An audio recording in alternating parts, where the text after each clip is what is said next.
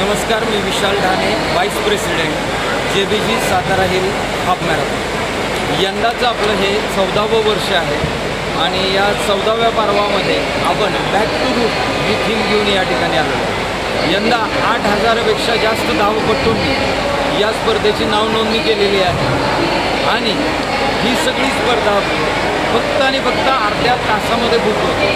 त्याच्यावरून तुम्हाला आपल्या स्पर्धेविषयीचं महत्त्व म्हणजे स्पर्धा किती महत्त्वाची आहे हे लक्षात येतं। आता हे पावसाचं वातावरण आहे तर त्यामध्ये स्पर्धा आता खरं तर या रूटवर ज्यावेळी आपण पळत असतो तर आपण धुक्यातून पळण्याचा जो आनंद आहे तो घेणार असतो।